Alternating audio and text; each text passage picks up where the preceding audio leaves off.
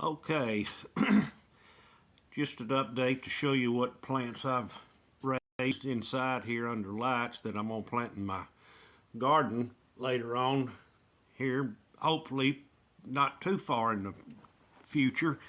It's 28th of February today. It's still a little early. This is a Texas A&M jalapeno. The peppers have done real well.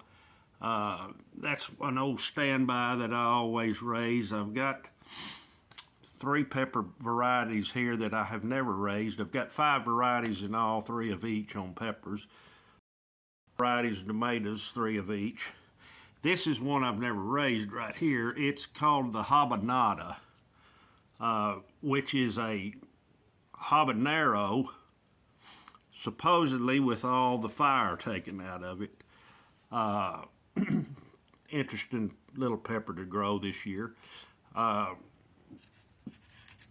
this one does have some fire in it from what I've been told. This is called the fish pepper. It's from the Northeast. It originated somewhere up in the Northeast. They think it came out of the Cape Cod area. There was a black gentleman up there that had some seeds that he had gotten from somewhere. And the reason they call it the fish pepper is because it was real popular in all those northeastern seafood dishes. This is a pepper that I've raised for the last several years. It's been really good and productive. It's called a sweet Slavana. It's a sweet pepper, real good for just eating or cooking, whatever you want. Salad pepper, great for that. Another pepper I've never raised that I've heard a lot of good things about is a Jimmy Nardello. This one's a longer pepper, kind of like I guess a cayenne or a cowhorn pepper, one of those. And it's kind of a mild pepper. So yeah, 5 varieties of peppers. I'm real pleased the way they look. I started those peppers about, the end of January, around the 26th or 7th. I started them a good bit before I did the tomatoes because it takes those pepper seeds a long time to come up, about 2 weeks. All right, moving on to my tomatoes. This is a variety I've always liked to raise. I didn't raise it last year, and I don't really know why, but I'm going back to it this year. It's Cherokee Purple. It's heirloom variety, thought to have been used by the Cherokee Indians, thus the name Cherokee Purple, a dark meated tomato. And when I did raise them in the past, I really liked them. It had a really good full flavor, nice tomato flavor. And another dark meated tomato. I've never grown this one. It's called Black Krim.